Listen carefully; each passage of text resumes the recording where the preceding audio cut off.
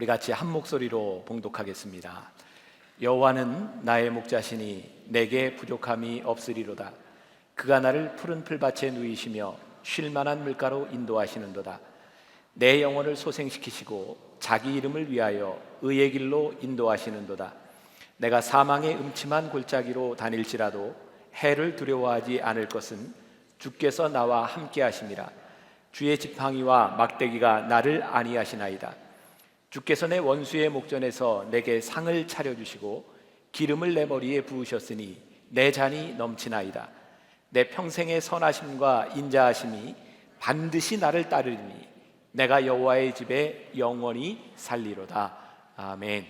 시편 23편, 우리가 너무나 잘 알고 많이 들었던 이 말씀이 우리들의 삶에서 어떻게 적용되고 이 말씀이 우리들에게 어떻게 능력이 되느냐의 문제가 아니겠는가. 그래서 오늘부터 4주 동안 여러분들과 함께 이 시편 23편 말씀을 가지고 나눌 때 우리들에게 주시는 그 레마의 말씀이 여러분들에게 들려줄 수 있기를 간절히 소망합니다.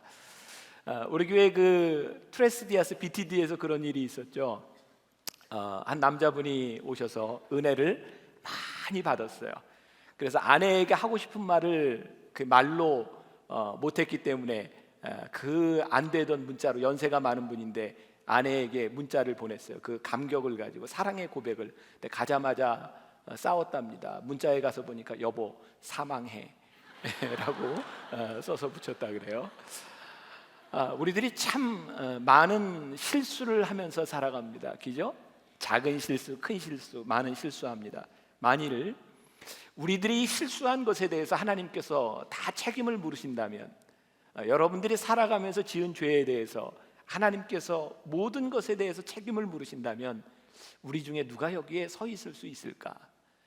사실 우리가 예배를 드리고 우리들이 여기에 있을 수 있는 이유는 딱 한 가지 아니겠습니까? 용서하시는 하나님의 은혜, 나를 구원하시는 하나님의 은혜. 이 다윗은요, 시편 23편에서 여러 가지 하나님께 대한 그의 신앙을 고백하고 있지만 그 중에 가장 근본적이고 가장 큰 은혜가 있다면 내 영혼을 소생시켜 주신 그 하나님의 은혜에 대해서 고백하고 있는 것입니다. 저는 오늘 우리들이 기억해야 될 것, 오늘 우리들이 말씀을 들으면서 우리들이 잊지 말아야 될 것이 하나 있다면, 우리의 영혼을 소생시켜 주신 하나님의 은혜에 대해서 우리들이 고백할 수 있을 때 그 어떤 것도 우리들을 흔들지 못하리라 라고 저는 분명히 확신합니다. 오늘 여러분들의 인생을 좌우하는, 여러분들의 인생을 바꿔놓을 만한 가장 중요한 이유, 우리의 영혼을 소생시켜 주신 하나님의 은혜를 여러분들이 고백할 수 있기를 간절히 소망합니다. 그래서 제가 늘 이야기하는 것이 있죠. 우리 믿는 사람들에게, 하나님의 은혜를 아는 사람들에게 가장 큰 특권이 있다면 그건 감사입니다. 그래서 오늘 여러분들에게 묻고 싶은 거예요. 오늘 여러분들의 삶에, 여러분들의 인생에 또 감사가 있는가? 우리의 감사를 가로막는 가장 큰 적은 어쩌면 염려라고 하는 생각이 듭니다. 염려는 감사와 늘 반비례합니다. 염려가 커지면 커질수록 우리들에게 감사가 줄어들고요, 감사가 늘어나면 늘어날수록 염려가 줄어듭니다. 여러분, 우리들이 기도하면 왜 범사에 감사할 수 있는지 아세요? 언젠가 이문미 선교사님이 그런 이야기를 하더라고요. 성지순례를 가기로 결심을 하고 가기로 한 그날부터 내가 매일 7시간씩 기도하리라 결심을 했대요. 근데 아무리 시간을 내도 7시간 내기가 힘들더라는 거예요. 그래서 아침에 기도하고 그 다음에 또 짬을 내서 기도하고 7시간을 채우려다 보니까 놀라운 일이 일어나더래요. 기도 시간을 채우려다 보니까 염려할 시간도 없어지고, 남을 비방할 시간도 없어지고, 남에 대해 험담할 시간도 없어지면서 기도하는 것이 그래서 중요하구나. 기도하면 할수록 우리들의 삶에 감사가 넘치는 이유는 기도하는 시간이 우리들의 삶을 바꿔주는구나 라고 하는 고백을 하고 있더라고요. 여러분들의 삶에서 감사의 시간이 넘치면 넘칠수록 염려의 시간들이 줄어듭니다. 그런데 염려하면 할수록 우리들에게서 감사의 시간들이 점점 줄어드는 것을 보게 됩니다. 염려, 분노, 감사하지 못하는 것들은 늘 비교에서부터 오는 문제이기도 합니다. 우리를 화나게 하는 것, 그게 늘 비교에서부터 오는 거죠. 제가 집회 가면 늘 사람들에게 이런 이야기를 합니다. 첫 번째 제가 예화로 들은 것 중에 낚시하는 사람들이 제일 좋아하는 거 뭐냐고. 여러분들 기억나세요? 제가 얘기했던 거? 낚시하는 사람들이 제일 좋아하는 게 뭐예요? 낚시하다가 월척을 잡았을 때가 아니라 옆에 있는 사람이 월척을 잡았다 놓쳤을 때, 낚시하는 사람 제일 좋아한다고.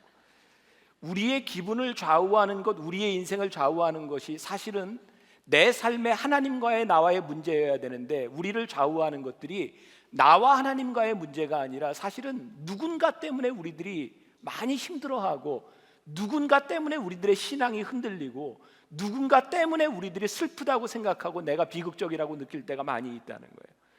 오늘 다윗이 하나님 앞에 이 시편 23편을 지을 수 있었던, 그가 신앙의 고백을 할 수 있었던 것은요, 그가 하나님 앞에선 자신의 모습을 보았을 때, 내가 하나님 앞에서 신앙의 고백을 할 수 있었을 때 그는 이 위대한 시를 남겼어요. 제가 이번에 성지순례를 하면서 다윗이 여기에 도망 다녔다고 하는 광야를 보았어요. 유대 광야를 보았어요. 바란 광야를 보았어요. 다윗이 그 광야 가운데서 하나님 앞에 감사의 시편을 지었다는 이야기를 들었어요. 야, 어떻게 그런 일이 일어날 수 있을까?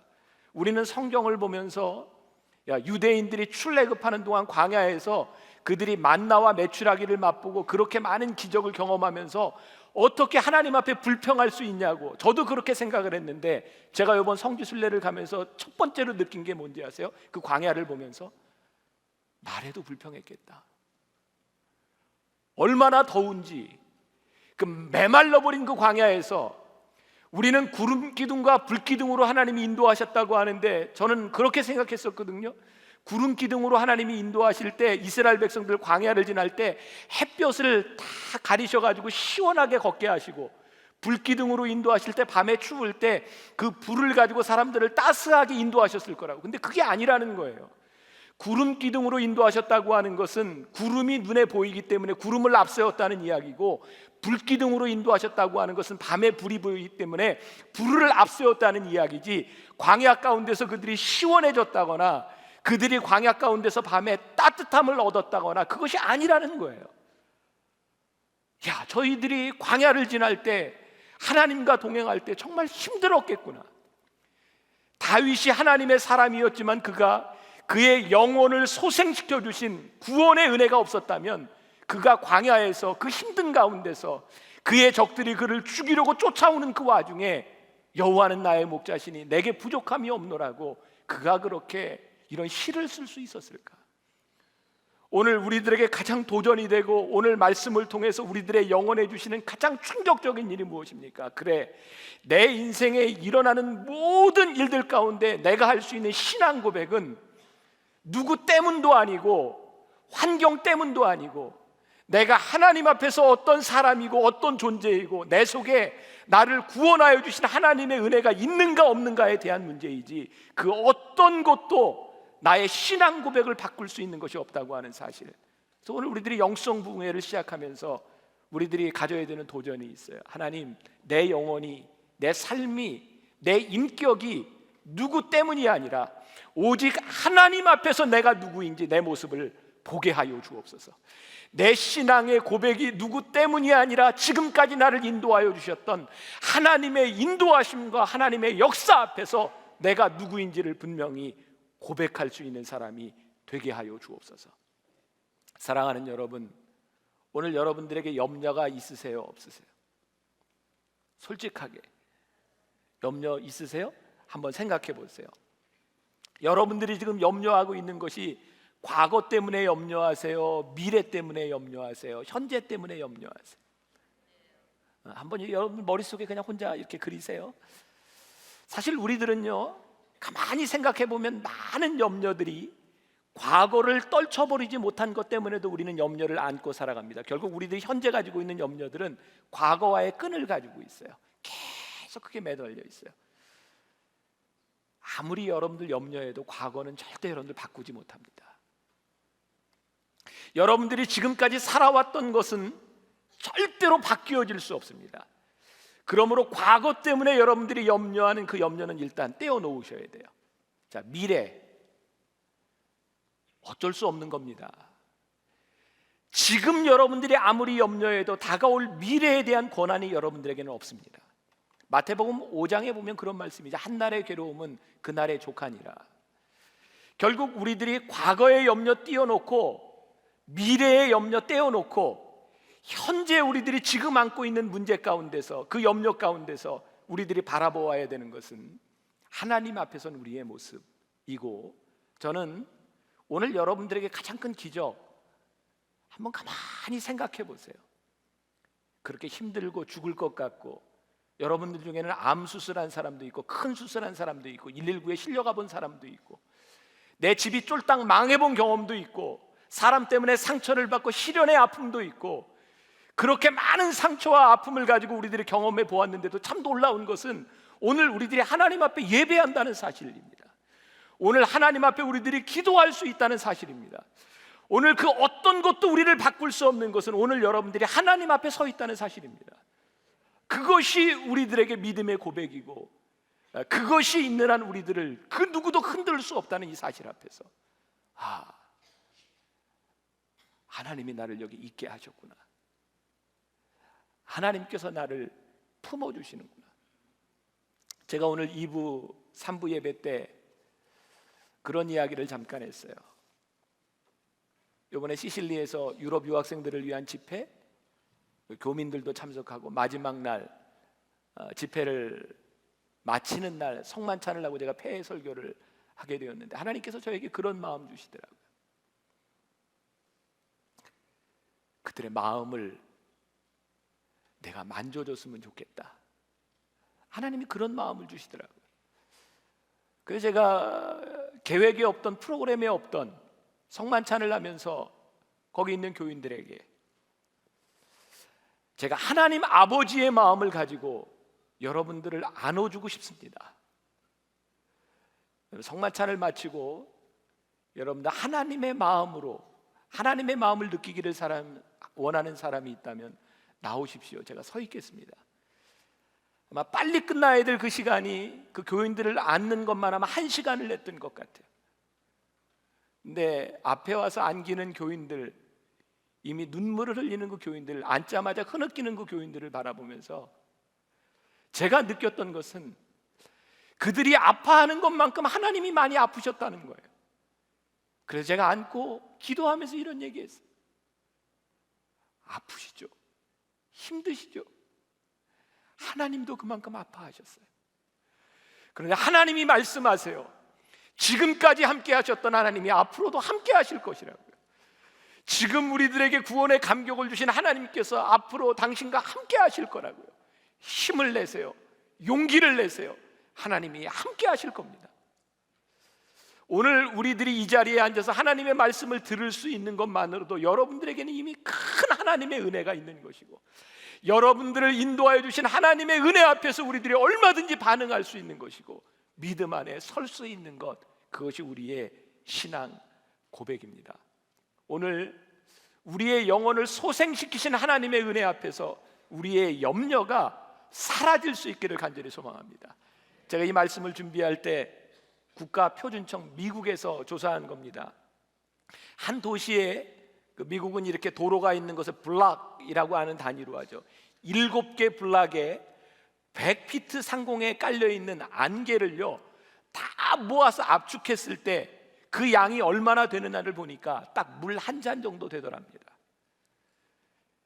안개가요 얼마나 무서운지 압니까? 근데 실상은 모아놓고 보니까 물 한 잔의 분량에 불과하더라는 거예요. 오늘 여러분들의 인생에서 염려가 확산되면 여러분들의 삶을 얼마나 쉽게 망가뜨릴 수 있는지 아십니까? 안개가, 염려가 여러분들의 앞을 가로막을 때, 여러분들 앞에 보이지 않을 때 여러분들의 인생이 얼마나 쉽게 망가질 수 있는지 아십니까? 저는 비행기를 탈 때마다 그런 생각을 해요. 비행기를 타고 쫙 올라가면요 늘 약간 흔들리면서 구름을 지나가야 합니다. 구름이 아무것도 아닌 것 같은데 그 구름을 지나갈 때면 기류 때문에 비행기가 흔들립니다.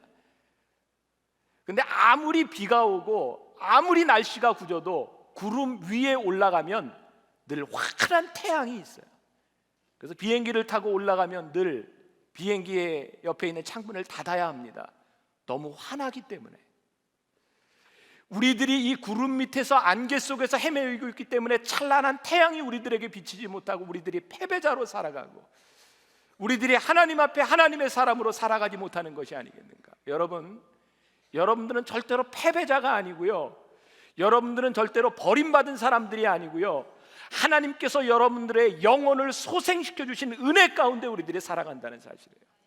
언젠가 우리 교회에 와서 간증했던 필리핀의 깜된 공동체 홍성욱 선교사님이, 그분이 선교사로 가고 싶어서 갔던 것이 아니고 그분은 그냥 여행을 갔다가 스모키 마운틴이라고 하는 필리핀의 빈민가에 들어갔다가 하나님의 부르심을 받고 거기에서 선교하기 시작합니다. 이분은 영어도 못했고요, 따갈로그도 못했고요, 아무것도 할 수 있는 게 없었대요. 근데 그 필리핀의 빈민들은 한국에서 목회자가 오면 늘 그런 생각을 한답니다. 저 사람이 나에게 무엇을 줄 것인가? 받는 것에 너무나 익숙해져 있는데 이분은 아무런 준비도 하지 아니하고 하나님의 부르심을 따라 그곳에 들어가게 된 거예요. 이분이 줄 게 없었습니다. 영어도 잘 하지 못했습니다. 근데 이분이 들어가서 그 빈민들에게 이렇게 이야기했대요. 여러분, 11조 하세요. 성미를 하세요. 가난한 사람을 도우세요. 그랬더니 그 필리핀에 있는 그 빈민촌에 있는 사람들이 이 선교사를 때려서 막 죽이려고 하더랍니다. 너는 사랑이 없다고. 내가 목회자라면 와서 우리를 도와야지 하루에 1달러도 못 버는 우리들한테 11조를 하고 성미를 하라고? 근데 이 선교사님이 하나님 앞에 그런 기도를 했답니다. 하나님, 우리가 믿는 하나님, 우리의 신앙이 그저 가난한 사람을 구제하는 게 우리의 신앙입니까? 하나님, 그게 우리가 믿는 하나님은 아니지 않습니까? 그들이 하나님을 믿으면 그들의 인생이 변해야지 언제까지 그들이 구제를 받고 도움을 받고 살아가야 됩니까? 언제까지 우리들이 돈이 없다고, 언제까지 우리들이 먹을 게 없다고 남에게 도움을 바라고 손을 벌리면서 살아가야 합니까? 그래서 끝까지 그 사람들에게 신앙이 무엇인지, 하나님이 무엇인지를 가르치기 시작했대요. 축복을 구하고 구걸하는 사람이 아니라 축복을 주는 사람이 될 수 있도록, 어려움 가운데서 도움을 기다리는 사람이 아니라 하나님의 인도하심과 하나님의 축복을 누리는 사람이 될 수 있도록. 홍성옥 선교사님이 거기에서 13년을 있는 동안 석회질 물을 먹어서 이빨 24개가 다 빠졌어요. 젊은 분이, 이제 50된 분입니다. 9월 달에 일을 새로 하러 한국에 들어온다 그러더라고요. 근데 저한테 그런 얘기를 했어요. 김 목사님, 놀라운 일이 일어났어요. 내가 이를 고치러 나온다고 우리 아내가 거기 석회질 그 물을 먹어서 유방에도 이 배에도 이 석회들이 껴서 그게 암인지 뭔지 검사를 하러 나와야 되는데 하루에 1달러도 못 버는 그 빈민들이 그 교회에서 병원에 갔다 오라고 한국 돈으로 30만 원을 모아줬대요. 그것을 받는 순간 눈물이 확 쏟아지더래요. 그래, 내가 헛된 일 하지 않았구나. 그 빈민들이요, 요즘 주일날만 되면 어깨에 훅가시가 들어간답니다. 왜냐하면 거기 성미하는 가정이 한 20가정이 생겼는데요, 주일날 딱 되면 예배 마치고 그 성미 가지고 같은 동네 사는 빈민들을 도와주러 간답니다. 어깨에 훅가시 딱 놓고. 내가 이제 도움 받는 사람이 아니라 도움을 주는 사람이 되었다는 거예요. 여러분들의 인생이 언제까지 구걸하고 여러분들의 인생이 언제까지 염려하며 패배자로 살아갈 것이냐? 누가 우리들을 어떻게 흔들어도, 우리들에게 어떤 염려가 와도 내가 하나님 앞에 하나님의 사랑을 입은 존재고 내가 하나님 앞에 사랑을 나눠줄 수 있는 존재라면 내 어깨가 펴질 수 있고 하나님 앞에 감사할 수 있고 내 영혼을 소생시켜 주신 하나님의 은혜에 대해서 우리들이 믿음으로 반응할 수 있지 않겠는가? 이것이 우리의 믿음이고 우리의 신앙이 아니겠는가? 사랑하는 여러분, 우리들이 어려움을 당할 때, 고난을 당할 때 우리들이 당하는 고난보다 더 큰 은혜를 하나님은 우리들에게 주시기를 원하십니다. 그래서 우리들이 죄인이고 우리들이 죽을 수밖에 없는 것을 깨달아 할 때 하나님께서는 우리들에게 구원의 은혜를 주시기를 원하세요. 제가 내년도 설교를 구상하면서 이렇게 써놓은 것 중에 지금 제가 얘기해도 내년이면 여러분들이 또 잊어버리리라 생각하기 때문에 지금 이야기를 합니다. 제가 전혀 걱정이 안 돼요. 아마 내년도에 또 새롭게 들을 것 같아요. 제가 이번에 성지에 갔을 때 제가 지난주에 얘기했죠. 앞으로 몇 주 동안 계속 성지 얘기할 것 같다고. 안 간 사람은 꼭 내년에 저하고 또 한번 가보세요. 제가 꼭 가봐야 되겠다 생각이 돼요. 특히 젊은이들, 돈 없는 사람 지금부터 모으세요. 여러분, 예수님이 십자가에 달리시기 전에 우리가 잘 알고 있는 빌라도가 예수님을 놓아주려고 시도한 것이 있어요. 그 유대인의 그 관례에 의하면 그 유월절에 죄인을 하나 놓아주는 관례가 있었어요. 그죠? 그래서 그 빌라도가 재판을 하던 그 장소, 그리고 바라바라고 하는 사람이 갇혀있던 그 감옥, 가이드를 하는 목사님이 여기가 빌라도가 재판을 했던 데고 여기가 바라바가 갇혔던 감옥입니다 라고 이야기를 하더라고요. 바라바가 감옥에서 들었던 이야기가 무엇일까요? 라고 물어요. 빌라도가 사람들에게 묻습니다. 여러분, 예수와 바라바 중에 내가 누구를 놓아주기를 원합니까? 그랬더니 사람들이 뭐라고 얘기했죠? 바라바! 바라바요! 바라바요! 바라바가 감옥에서 들은 거는 자기의 이름을 외치는 군중들의 소리를 듣습니다. 바라바! 바라바! 빌라도가 사람들에게 묻습니다. 그럼 내가 예수를 어떻게 하랴? 그랬더니 사람들이 뭐라고 외칩니까? 십자가에 못 박아라! 십자가에 못 박아라! 바라바는 딱 두 가지를 듣습니다. 바라바! 바라바! 십자가에 못 박아라! 못 박아라! 그때 누군가 자기가 갇혀있는 감옥에 뚜벅뚜벅 다가옵니다. 내가 죽을 때가 되었구나. 문을 열더니 이야기합니다. 나가. 이해할 수 없는 일이 그에게 일어난 겁니다. 그가 들었던 것은 그의 이름과 내가 십자가에서 죽을 수밖에 없다고 하는 그 죄. 근데 누군가 오더니 가라는 겁니다. 저기 있는 저 사람이 너를 대신해서 십자가에서 죽을 거라는 겁니다. 여러분들에게 임한 은혜가 뭔지 압니까? 우리를 위해 예수님이 대신 죽으셨어요. 내 모습을 아무리 봐도, 세상 사람들이 나를 봐도, 내가 나를 봐도 나는 정말 추하고 더럽고, 내 속에서 일어나는, 내 가슴 속에 일어나는 생각들과 내가 하는 행동들을 보아도 정말 용서받을 수 없는 우리의 모습들, 그래서 나는 죽을 수밖에 없다고 생각했는데 어느 날 하나님께서 우리들에게 말씀하시는 거예요. 너 살았다는 거예요. 내가 너를 위해 죽었다는 겁니다. 제가 가끔 찬양을 하며 기도를 하며 제가 어느 날 갑자기 눈물이 쏟아질 때 그것은 딱 한 가지입니다. 내가 여기에 있는 것이 너무나 큰 은혜인 거예요.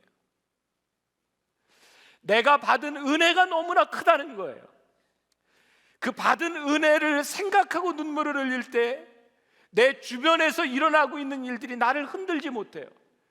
근데 어느 날 내 눈물이 사라지고 내 은혜가 사라지고 감격이 사라지기 시작하면서 주변에서 일어나고 있는 모든 일들이 나를 뒤흔들어 놓기 시작해요.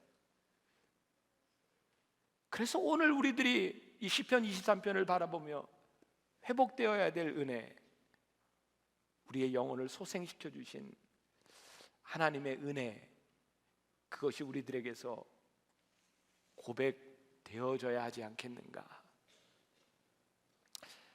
아마 다윗이 하나님을 목자라고 고백했을 때 다윗은 목자가 무엇을 하는지를 알았을 겁니다. 그가 오랫동안 목동이었기 때문이죠. 그의 고백에 의하면 그는 양을 지키기 위해서 사자와 곰과 늑대와도 싸웠다고 이야기합니다. 목자는 양을 지키기 위해 목숨을 내어놓습니다.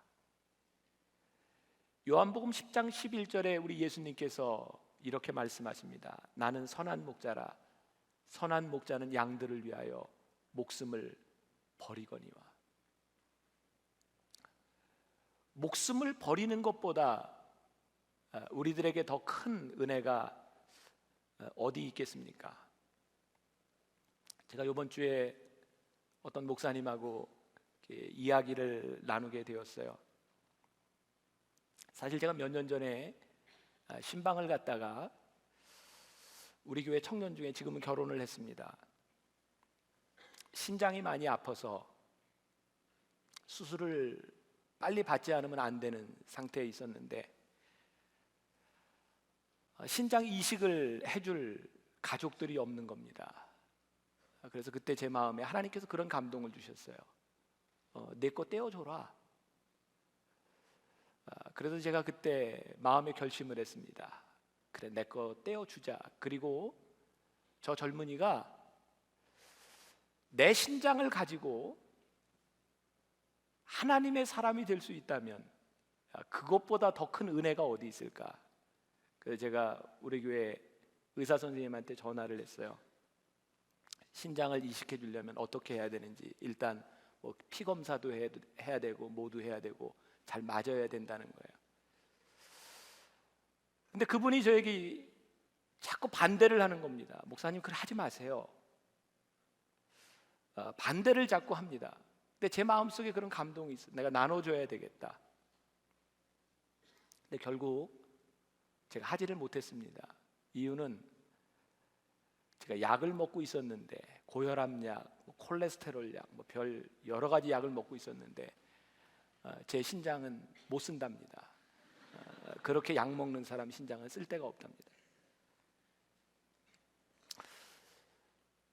제가 몇 년이 지났거든요.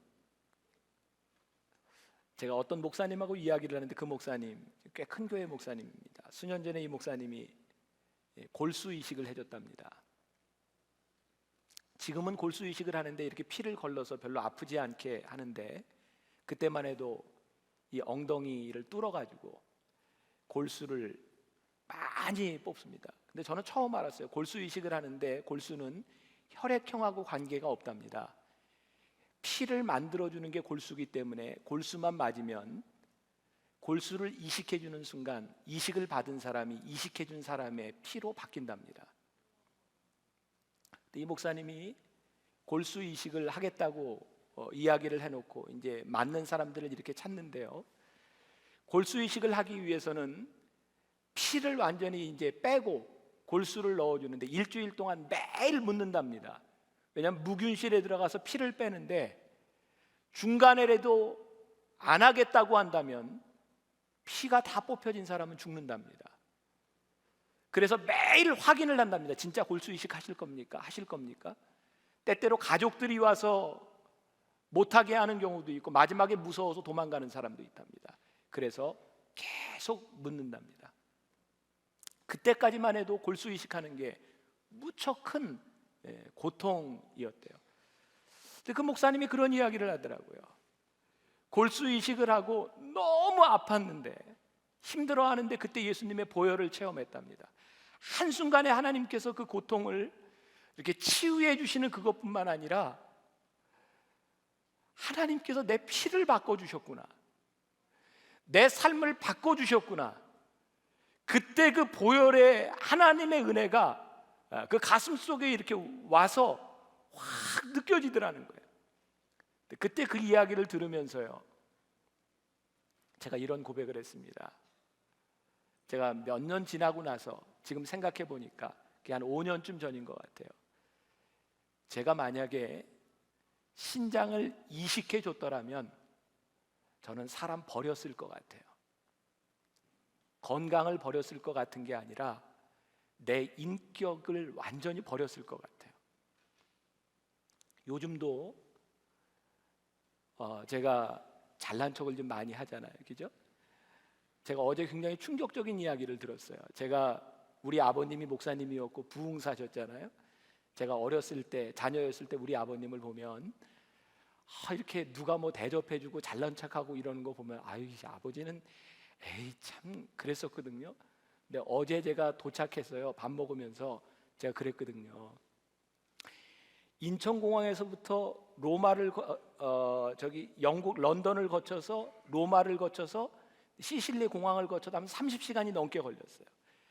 가는데 인천에서부터 비행기 안에서부터 내리는 데마다, 그리고 마지막에 오면 저기 앉아 계시네.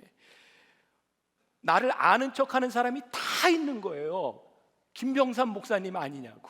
김병삼 목사님 아니. 이 표정 관리가 안 되는 거예요, 내가.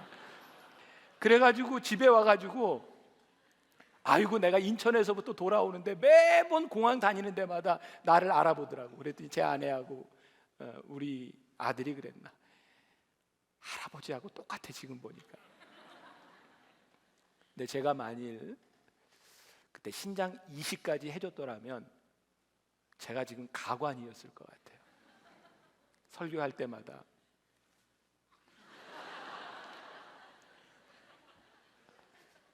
하나님이 나를 막으셨구나. 목숨을 내어놓는다고 하는 것이 참 귀한 일인데, 우리가 누군가를 위해서 희생한다고 하는 것이 참 귀한 일인데, 그게 우리를 얼마나 교만하게 만들 수 있고 우리를 망가뜨릴 수 있는 일이구나. 근데 목자는요, 그게 아니라 양을 위해서 목숨을 내어놓는답니다. 하나님께서 우리를 사랑하신 그 사랑은요, 우리를 위해 죽으셨기 때문에 하나님의 영광이 드러나고, 우리 예수님이 무엇을 얻기 때문이 아니라 그냥 우리를 사랑하셔서 죽으셨다는 겁니다. 제가 언젠가 설교하면서 참 많이 울었던 기억이 납니다. 손을 벌리고 있는 십자가, 그 그림에 누군가가 묻습니다. How much do you love me? 날 얼마나 사랑하십니까? 근데 예수님께서 이렇게 대답하십니다. This much. 내가 너희를 이만큼 사랑한다. 그리고 발을 벌려 십자가에서 죽으셨습니다. 어느 날, 아니 지금 이 순간 우리의 가슴을 휘씹고 들어오는 하나님의 사랑, 내가 너를 이만큼 사랑한다. 그 사랑 앞에서 우리의 믿음이 고백되고 우리의 신앙이 고백되는 것, 아마 다윗이 그 신앙의 고백이 있었기 때문에 여호와는 나의 목자시니 내게 부족함이 없다고, 나를 구속하신 그 은혜보다 더 큰 은혜가 없기 때문에 다윗이 하나님 앞에 그런 고백을 할 수 있지 않았을까. 다윗의 고백 가운데서 다윗의 삶이 변화되기 시작합니다. 그는 모든 삶의 걸음에서 우리를 인도하시는, 우리를 구원하신 하나님 앞에 그는 반응하기 시작합니다. 그리고 어둠의 영역에서 그는 빛의 영역으로 나아오기 시작합니다. 저는 우리들 가운데 제일 무서운 것이 있다면 죄의식이라고 생각합니다. 사랑하는 여러분, 아직 여러분들 가운데 버리지 못한 죄의식, 제가 어제 비행기에서 차를 타고 오는데 그런 이야기가 하나 있더라고요. 어떤 교인이 상담을 하러 왔어요. 여자 성도입니다. 형부를 좋아했어요. 언니가 아이를 낳으러 가 있는 동안 형부하고 관계를 맺었어요. 그리고 언니는 돌아왔고 이 여인은 다른 남자와 결혼해서 애를 낳고 잘 삽니다. 남편의 사랑도 받고 아이도 낳고 집안에 아무 문제가 없는데 우울증에 빠졌어요. 부부가 함께 목사님에게 남편이 도저히 견디다 못해서 이렇게 우울증에 빠질 이유가 없는데, 그래서 목사님에게 상담을 요청하러 왔습니다. 이야기가 계속 겉도는 거예요. 목사님이 남편에게 나가 있으라고 이야기를 하고 아내에게 물었답니다. 얘기하세요. 무엇이 문제입니까? 그 이야기를 한 거예요. 도저히 내가 용서가 되지 않습니다. 그때 목사님이 이 여인을 데리고, 물론 미국에서 있었던 일이죠, 이 여인을 데리고 교회 밖에 호수로 이렇게 데려갑니다. 그리고 이 여인에게 이야기합니다. 거기 있는 조그만 돌을 저 호수에다 던지십시오. 돌이 가라앉습니다. 이번에는 조금 더 큰 돌을 던지십시오. 그 돌을 던집니다. 돌이 또 가라앉습니다. 그리고 이렇게 이야기합니다. 큰 죄든 작은 죄든 하나님 앞에 던지어진 죄는 다시 떠오르지 않습니다. 더 이상 당신이 지은 죄에 대해서 괴로워하지 말고 당신의 죄를 잊지 않으시는 하나님의 은혜를 기억하십시오. 오늘 우리의 발목을 잡고 있는 죄의식, 때때로 우리로 하여금 어둠의 영역으로 우리를 끌고 가고 있는 그 죄의식에 대해서 우리들이 이렇게 이야기할 수 있어야 합니다.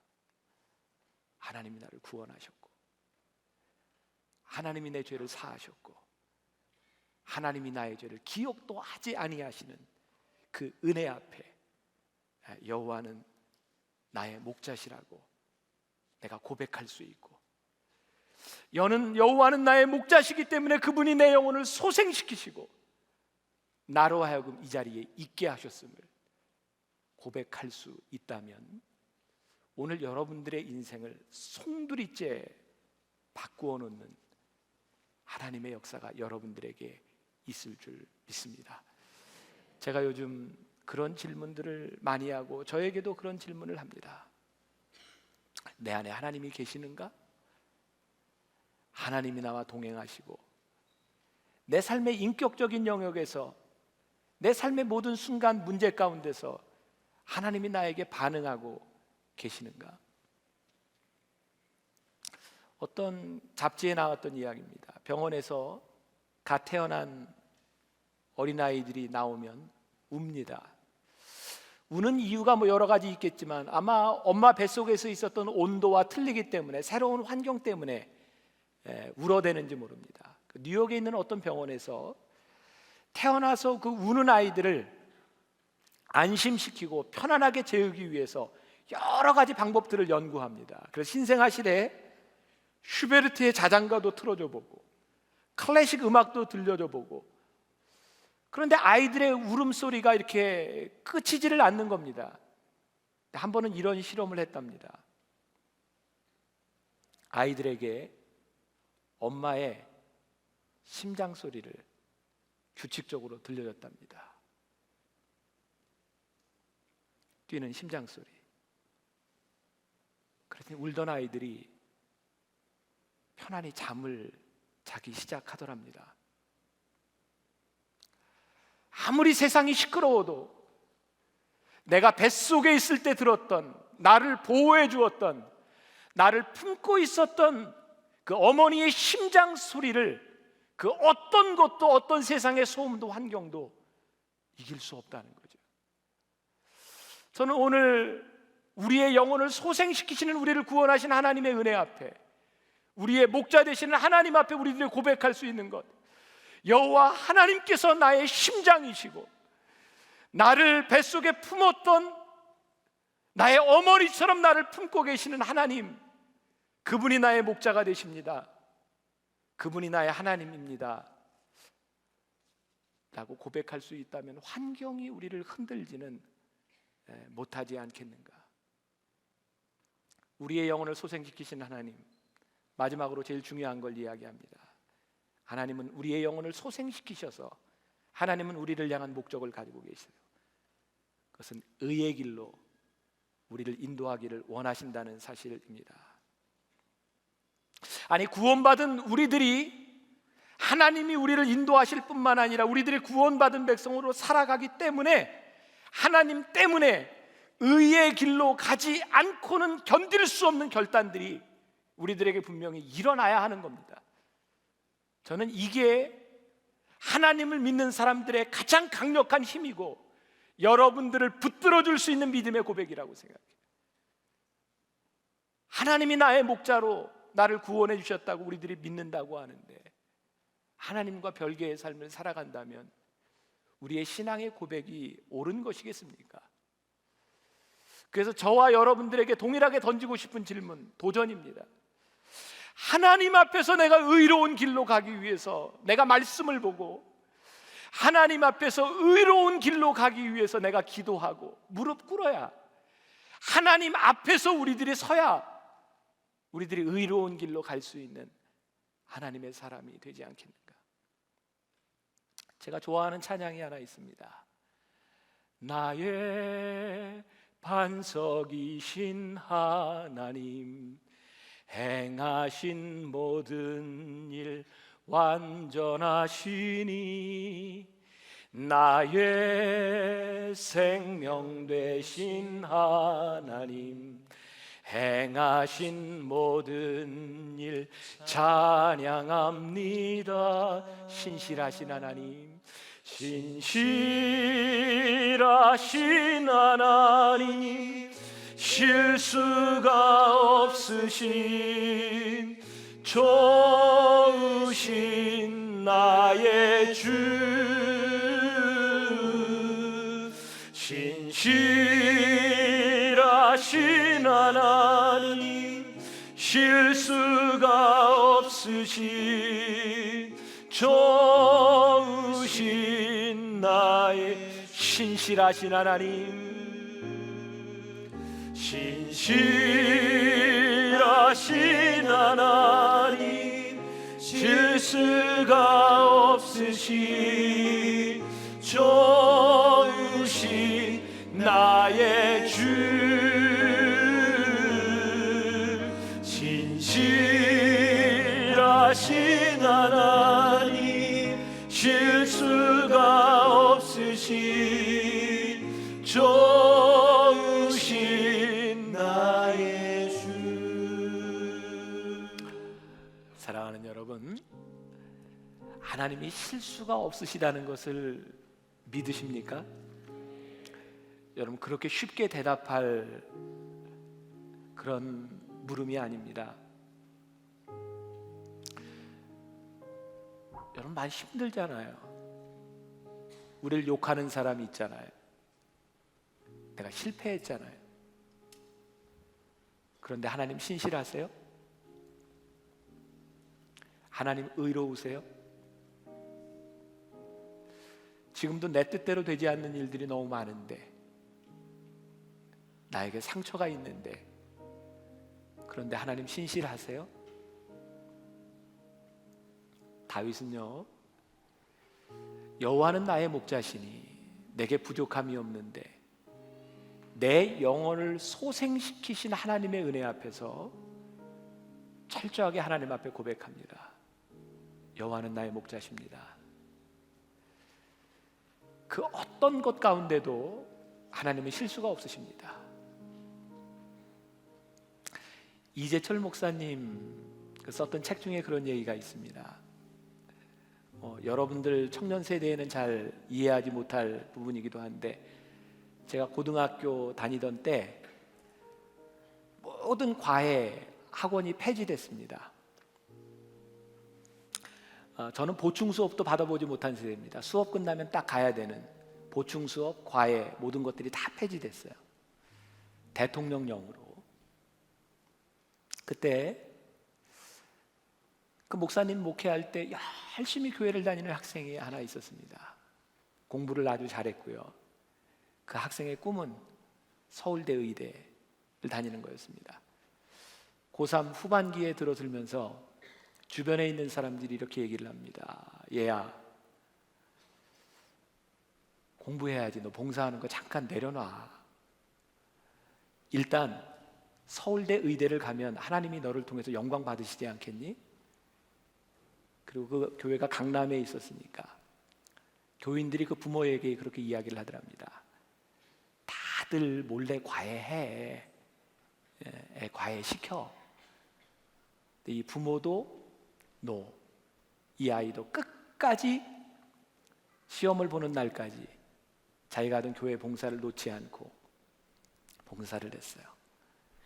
시험을 봤습니다. 서울대 의대에 갔을까요? 못 갔을까요? 네, 못 갔어요. 떨어졌어요. 중요한 건 같은 교회 다니는 사람들의 조롱입니다. 거봐, 예수 믿는 것도 좋지만 애가 대학을 가야 하나님이 영광 받으실 거 아니야. 이 아이가 재수에 들어갑니다. 이 아이는 재수하면서 역시 그가 헌신했던, 그가 하나님 앞에 약속했던 봉사를 열심히 합니다. 사람들이 이야기합니다. 야, 너 대학 가야 하나님이 영광 받으셔. 공부해. 부모에게 또 과외를 시키라고 하는데 부모도 아이도 끝까지 고집을 핍니다. 재수를 하고 시험을 봤습니다. 서울대 의대 됐을까요? 떨어졌을까요? 네, 또 떨어졌습니다. 사람들이 또 조롱해요. 그렇게 삼수를 하고 이 아이가 서울대 의대를 들어갔습니다. 제가 잊지 못하는 것은 그때 이 목사님이 그 책에서 했던 이야기입니다. 사람들은 이 아이가 인생을 허비했다고 이야기합니다. 이 아이가 잠깐 쉬고 공부했더라면, 부모가 이 아이를 과외시켰더라면 이 아이가 원하는 꿈을 빨리 이루었을 것이라고 생각합니다. 왜? 많은 아이들이 인생의 중요한 때 하나님을 잠깐 내려놓고 자기의 일을 하지 않습니까? 이재철 목사님이 이런 얘기를 했어요. 1년, 2년 빨리 인생을 간 것 같은 그 아이들이 하나님 앞에 다시 돌아오기까지 어쩌면 10년, 20년이 걸릴지 모릅니다. 그러나 이 아이가 2년을 늦게 간 것 같지만 이 아이는 인생의 가장 중요한 순간에 하나님을 놓지 않고 하나님과 동행하며 살아가는 것이 무엇인지를 깨달아 알지 않았습니까? 늦게 간 것 같지만 이 아이는 옳은 길, 지름길을 간 것입니다. 오늘 여기 젊은이들이 많이 있기에, 또 여러분들이 영성 부흥회로 여기에 왔기에 제가 여러분들에게 마지막으로 드리는 도전입니다. 여호와 하나님이 나의 목자시라면 하나님은 우리를 틀림없이 의의 길로 인도하십니다. 아니, 하나님은 우리들이 의의 길로 가기를 원하십니다. 우리들의 인생에 하나님 실수가 없으심을 여러분들 믿으십니까? 내가 1년, 2년 늦어지는 것 같아도 우리의 인생에 실수가 없으신 하나님을 여러분들이 믿으십니까? 내가 원하는 일들이 이루어지지 않는데, 내 꿈이 이루어지지 않는데, 내가 이렇게 실패를 경험했는데 그래도 우리를 향한 하나님의 계획이 결코 잘못되지 않았다는 것을 여러분들이 믿으십니까? 오늘 우리들이 이 믿음을 가지고 우리의 영혼을 소생시키신 하나님 앞에 이 믿음을 가지고 나갈 수 있다면 여러분들 인생은 정말 멋질 것 같아요. 가슴을 쫙 펴고, 제가 늘 이야기하죠, 이 세상을 향해 가슴을 활짝 펴고, 적어도 내가 하나님 앞에 의의 길을 가고 있음으로 인하여 내가 실망하지 아니하고, 적어도 내가 의의 길을 가고 있는 동안 하나님은 내 인생에 실수하지 않으심을 내가 믿으며, 하나님을 알지 못하는 누군가가 우리를 조롱한다 할지라도 우리를 향하신 하나님의 뜻을 결코 내가 버리지 아니하며 갈 수 있는 것, 이게 하나님의 사람의 모습이 아니겠는가. 사랑하는 여러분, 하나님 앞에 의의 길로 가고 있는 우리들의 모습을 그리며 우리들의 인생에 실수가 없으신 하나님을 기억하며 오늘 이 전을 나갈 수 있기를 주님의 이름으로 간절히 축원합니다. 앞으로 3주 동안 시편 23편 말씀을 가지고 우리들의 신앙의 도전을 계속해서 나누려고 합니다. 4주 동안 다윗의 고백이 바로 여러분들, 저와 여기에 있는 우리 모두의 고백이 될 수 있기를, 우리의 영성이 회복되고 우리의 영이 살아나고 하나님과의 관계가 회복되는 역사가 이번 4주 동안 일어날 수 있기를 주님의 이름으로 간절히 축원합니다. 계속해서 시편 23편 말씀을 가지고 여러분들과 함께 나누고 있는데, 오늘은 1절과 2절 말씀을 함께 나누려고 합니다. 우리가 잘 아는 말씀이죠. 제가 봉독합니다. 여호와는 나의 목자시니 내게 부족함이 없으리로다. 그가 나를 푸른 풀밭에 누이시며 쉴 만한 물가로 인도하시는도다. 하나님은요, 참 우리들에게 신실하신 분이세요. 제가 여기 예배를 참석하고 있는 분이기 때문에 제가 말을 나이가 좀 민망한데, 제가 며칠 전에 신방을 갔어요. 제가 신방을 꼭 가야 되는 이유가 있었어요. 왜냐하면 작년이었던 것 같아요. 제가 그 가정에 5주년 되는 기념 그런 예배에 가서 이제 설교를 하게 되었고, 그분들이 5주년을 지나면서 하나님 앞에 기념비적인 헌금을 하고 싶다고 그렇게 헌금을 했어요. 근데 사실 저는 그 헌금 액수가 그렇게 많은 줄 몰랐어요. 그렇게 여유 있을 것 같지 않은데 어떻게 이렇게 많은 헌금을 했나. 제가 정확히 기억은 나지 않는데 1억 4,500만 원인가를 헌금을 했어요. 근데 제가 목사로서 보기에 이거는 보통 이렇게 할 수 있는 헌금이 아닌데, 근데 그때 제가 그 가정을 보면서 제가 그런 기도를 했어요. 하나님, 이 가정이 하나님 앞에 믿음의 신앙의 기념비를 세우기를 원하는데 하나님 어떤 기념비를 세워주시겠습니까? 제 마음속에 그 가정을 위해 기도하는 마음이 있었어요. 아마 그 가정이 몇 년 동안 적금을 부었던 것 같아요. 집을 사려고. 근데 집을 사는 게 참 중요하기는 한데 그 마음속에 하나님이 기념비에 대한 마음을 주셔서 그걸 헌금을 했는데, 이 인간적인 생각과 합리적인 생각을 가지고는 이게 헌금으로 이해가 되지 않는 부분이었어요. 그런데 얼마 전에 집을 샀는데 와서 예배를 드려달라고 해서 예배를 드렸는데 저는 깜짝 놀랐어요. 그 집이요, 작년에 1억 4천만 원 정도의 적금을 든 거 가지고 샀더라면 지금 산 거보다 한 4억에서 5억 정도를 더 비싸게 주고 샀어야 될 집을 1년 후에 하나님이 한 5억 정도 이렇게 싸게 그 집을 사게 하신 거예요. 제가 거기 가서 그 이야기를 하는 동안 그분이 눈물을 흘리면서 같이 예배를 드렸는데, 야, 우리 하나님 정말 기가 막히신 분 아닌가? 저는 그 집이 뭐 돈을 벌고 돈의 이익을 보고 이게 기가 막힌 게 아니라 그 마음 속에 그 마음을 보시면서 하나님의 신실하심이 드러나는 이 일들이 앞으로 그들이 살아가는 동안 얼마나 귀하게 그 자손들에게 그 믿음이 그 영향력이 있겠는가. 저는 신앙생활을 하면서 우리들에게 정말 기념비가 필요하다는 생각이 들어요. 하나님, 우리들에게 어떤 기념비가 있습니까? 우리가 예수를 믿으면서 우리들이 정말 부족한 것 같았지만, 내 능력 가지고는 안 되는 것 같았지만 하나님께서 함께하여 주심으로 인하여 우리들 속에 있는 그 기념비적인 역사들이 우리들에게 있어야 우리의 후손들에게, 우리 믿음의 동지들에게 하나님이 이렇게 역사하셨노라고 이야기할 수 있지 않겠는가. 저는 시편 23편 말씀을 가지고 4주를 설교하면서 이 말씀 가운데 정말 여러 가지의 감사들이 여기에 나와 있구나. 오늘 제가 여러분들과 나누고 싶은 이야기는 늘 감사. 적어도 다윗이 시편 23편을 썼을 때 그의 환경 가운데서 정말 그에게는 늘 감사가 있었구나. 저는 이 세상을 살아가는 두 종류의 사람이 있다고 생각해요. 하나는 우리들이 처한 환경, 늘 그것 때문에 환경을 탓하는 사람, 우리들 주변에 만나는 사람, 그 사람을 늘 탓하는 사람이 있고요.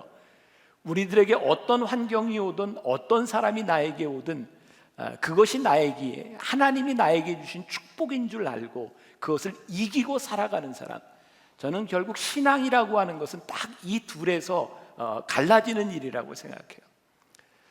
우리들이 보면 정말 객관적으로, 합리적으로, 이성적으로 이해되지 않고 감사할 수 없는 일들, 어쩌면 다윗이 오늘 여기에서 고백하고 있는 여호와는 나의 목자시니라고 하는 이 고백이, 여호와께서 나를 푸른 초장으로 인도하신다고 하는 고백이 그가 호의호식 할 때 했던 고백이라면 그렇게 능력 있는 고백이 아니었을 거예요. 오늘 이 고백은 적어도 다윗이 그의 인생을 살아가며 최악의 상황, 정말 그의 인생에 더 이상 만날 수 없는 어려움 가운데서 여호와는 나의 목자시라고 고백할 수 있었던 그 고백을 하나님이 받으셨고, 결국 다윗이 완전한 사람이 아니었지만 그의 인생 가운데서 끝까지 하나님이 그를 버리지 아니하시고 그를 세우셨음을 우리들이 보게 될 때, 오늘 우리 4주 동안 이 말씀을 나누면서 우리들에게 정말 하나님 주시는 은혜가 무엇이고 우리들이 하나님 앞에 감사한다고 하는 것이 무엇인지를, 우리 신앙의 특권을 우리들이 회복하고 그 신앙의 특권을 누릴 수 있는 여러분들이 될 수 있기를 주님의 이름으로 간절히 축원합니다. 아마 몇 년 전에 I am Sam이라고 하는 영화가 나온 적이 있어요. 혹시 보신 분이 있는지 모르겠어요. I am Sam 보신 분? 오, 꽤 많이 봤네요. 그러면 또 이 얘기가 되네. I am Sam을 안 보고 인생을 얘기하지 말라고. 참 좋은 영화입니다. 특히 더스틴 호프만의 연기가 아주 좋죠. 더스틴 호프만이 조금 좀 장애가 있는 그런 연기를 하는데 아주 압권입니다. 이 샘이라고 하는 그 아버지에게 딸이 하나 있어요. 딸을 키우는데 딸이 굉장히 똑똑합니다. 딸은 점점 나이 들어가고 학교를 가야 되는데, 이제 이 아이가 잘 커야 되는데 주변에 있는 사람들이 저렇게 지능이 낮은 아버지 밑에서 이 아이가 큰다면 올바로 클 수 없으리라고 생각하죠. 그때 교묘하게도 한 여자 변호사를 이용하는 사람이 있습니다. 이 재판에서 이 아이를 좋은 곳에 가서 살 수 있도록 무료로 변호해 주라고, 그러면 당신이 봉사하는 것들이 알려지고 많은 이득을 취하지 않겠느냐고. 그래서 그 딸 아이를 아버지에게 떼어놓아서 좋은 환경에서 살아가도록 만들어 주려고 합니다. 그런데 약간 지능이 모자라는 이 아버지는 이야기합니다. 안 된다는 거죠. 내가 딸을 사랑한다는 겁니다. 이 딸아이는요, 학교에 들어가서 공부를 하면서 일부러 자기 나이에 맞지 않는 그 지적인 단계까지 올라가려고 하지 않고 일부러 문제를 틀리고 일부러 아버지의 수준에 맞춥니다. 이유가 뭐냐면 아빠와 함께 살고 싶다는 거예요. 주변에 있는 사람들이 이야기합니다. 환경으로 볼 때 이 아이는 아버지와 떨어져 있어야 합니다. 그런데 그 재판 과정을 통해서 굉장히 이기적이었던 이 여자 변호사가 깨닫게 되는 것이 있습니다. 이 아이에게 좋은 환경보다 더 중요한 것은 이 아이를 사랑하는 그 아버지의 마음, 그 아이를 사랑하기 때문에 떨어질 수 없는 그 마음, 그것이 이 아이에게, 이 아이가 커가는데 더 중요하다고 하는 것을 깨닫게 되죠. 그래서 조금은 모자란 그 아버지와 그 딸이 같이 살아갈 수 있도록 그렇게 해피엔딩으로 영화가 끝이 납니다.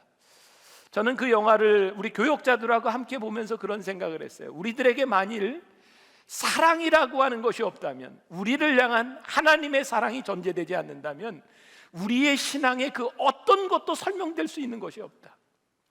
하나님이 우리를 사랑하신다는 것을 우리들이 고백하지 못한다면 우리의 신앙은 정말 의미 없는 것들이다.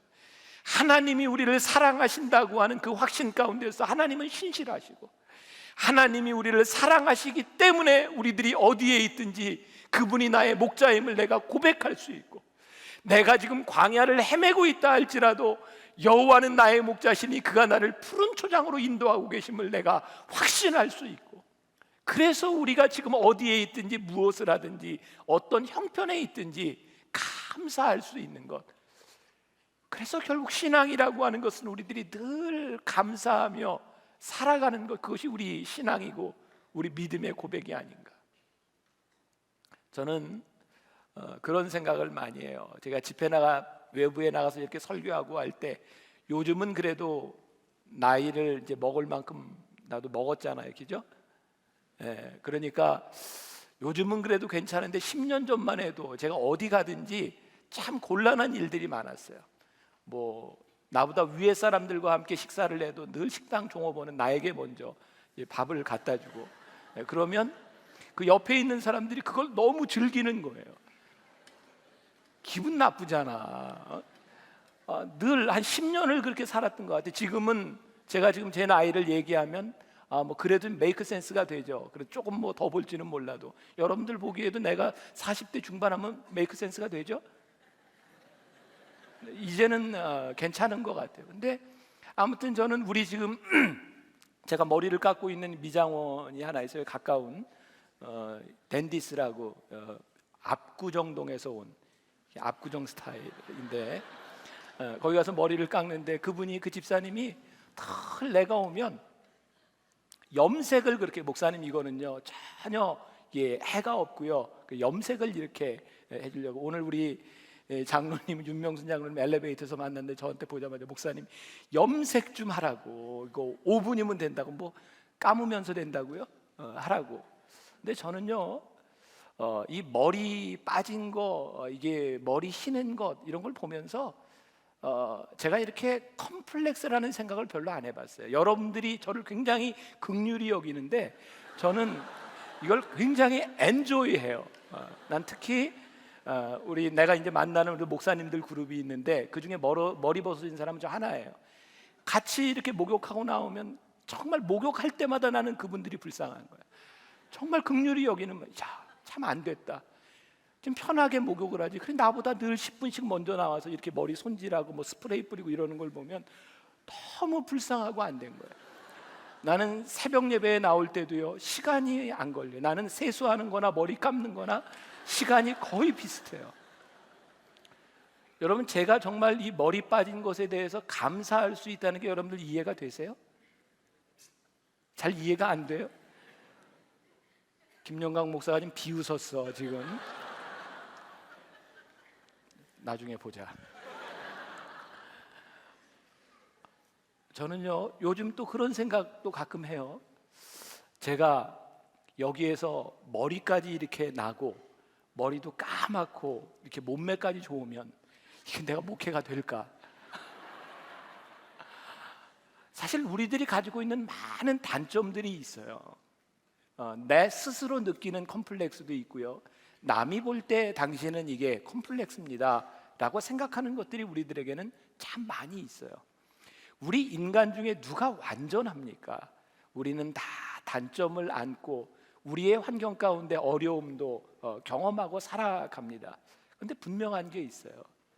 우리가 어떤 형편에 있든지 어떤 일을 당하든지 감사할 수 있는 것, 그것이 신앙이라는 거예요. 지금 여러분들을 가장 힘들게 하는 그 일들, 여러분들의 가슴을 가장 아프게 하는 그 일들 가운데서도 우리가 감사할 수 있는 것이 신앙이라는 거예요. 왜? 우리 신앙의 선조들이 이 다윗을 통해서 우리들에게 가르쳐 주는 것이 어떠한 상황에서도 감사할 수 있었던 그의 신앙을 하나님께서 귀하게 보셨고 그 다윗을 통해서 하나님의 신앙이 무엇인지를 보여주셨다는 거예요. 얼마 전이에요. 지난주인데 제가 이렇게 이름 되면 꽤 알만한 정치인을 만났어요. 언론사 사장도 만났고 그리고 아주 신앙이 좋은 이 사람은 얘기해도 될 것 같아요. 좋은 역이니까 그 정철 어학원의 그 아들 지금 이제 정철 어학원을 운영하고 있는 정하경이라고 하는 집사님 지난주에도 예배를 왔었는데 이번 주에 왔는지 모르겠어요. 이 시간에 같이 이렇게 식사를 하게 됐는데요. 식당에 들어갔는데 들어가자마자 앞에 있는 그 두 사람이 맥주를 이렇게 시키는 거예요. 맥주 주세요. 주인이 표정이 아주 안 좋아요. 그래서 제가 그 사람이 이제 맥주를 시켰는데 저는 안 먹어요. 저는 그냥 물 주세요. 그랬더니 그때 그 주인이 저한테 목사님 안녕하세요 라고 인사를 하더라고요. 그러니까 그분이 우리 교인은 아닌데 제가 목사인 걸 알고 있는데 식당에서 이렇게 맥주를 시키니까 그분이 저를 아는 체도 안 하고 좀 이상하게 생각했던 것 같아요. 근데 그리고 나서 이제 그 정하경 우리 그 집사는요, 뭐 이제 자기는 안 한다고 운전도 해야 되고 안 한다고 이렇게 얘기를 하더라고요. 근데 나하고 함께 차를 타고 오면서 그 젊은 집사가 저한테 그런 얘기를 해요. 목사님, 제가 세상을 살아가다 보면요, 지금 사회생활을 하다 보면 정말 많은 크리스찬을 만나는데 술을 끝까지 안 먹는 사람이 거의 없는 것 같아요. 때때로 제가 바보같이 느껴질 때가 많이 있어요. 근데 하나님께서 저에게 계속 그런 마음을 주신다는 거예요. 거룩하라고, 거룩하게 살라고. 그래서 그런 것이 도전이 되기는 하지만 목사님 저는요 끝까지 하나님 앞에 거룩하고 싶어요. 제가 그렇게 얘기를 했어요. 그래, 하나님이 거룩한 사람을 쓰시지. 오늘 여러분들이 신앙을 지키는 데 있어서, 하나님과 동행하는 데 있어서 어떤 환경이 여러분들에게 다가오고 있는지 모르겠어요. 그러나 저는 분명한 것 한 가지 있다고 생각해요. 우리들이 어떤 환경이든 어떤 형편이 우리들에게 처하든 그것에 대해서 대응할 수 있는 것은 나 자신이고 내 신앙의 결단일 수밖에 없다는 거예요. 하나님이 여러분들을 하나님의 사람으로 쓰시기로 작정하실 때 여러분들이 어떤 사람이냐, 어떤 신앙과 어떤 믿음의 사람이냐라고 하는 것을 하나님은 분명히 여러분들을 통해 보실 거라는 사실이에요. 저는 요즘 젊은 사람들 특히 바라보면서 지금 우리 사회에 축복을 받은 그런 2세대들이 신앙적으로 방황하는 것들을 많이 봅니다. 제가 요즘 그 젊은 사람들에게 제가 좀 멘토가 되겠다고 하면서 이런 모임들을 가지는데 저에게 그런 생각이 드는 거예요. 끝까지 신앙을 지키며 끝까지 하나님 앞에 철저하게 믿음을 지키는 거룩한 사람들이 이렇게 하나님 앞에 쓰임받을 수 있다고 하는 것을 여러분들의 삶을 통해서 보여주십시오. 그래야 하나님이 영광을 받으실 것 아닙니까? 저는 오늘 여기 있는 젊은이들을 바라보면서, 우리 만나교회를 바라보면서 저는 그런 기도를 합니다. 하나님, 세상이 어떻게 흘러가도, 환경이 어떻게 변한다 할지라도 적어도 하나님 앞에 신실하게 서는 사람들을 통해서 하나님이 역사하시는 그 일들이 우리들에게 보여져야 되고, 그 일들을 통해서 하나님이 영광을 받으셔야 하지 않겠습니까? 적어도 우리 젊은이들 가운데서 이 시대에 하나님의 영광을 드러내는 사람들이 나와야 하지 않겠습니까? 언제까지 우리들이 환경을 탓하고 사람을 탓하고 그렇게 나약하게, 그렇게 믿음이 없는 사람과 구별되지 않게 그렇게 우리들이 살아가야 되겠는가 이 말이에요.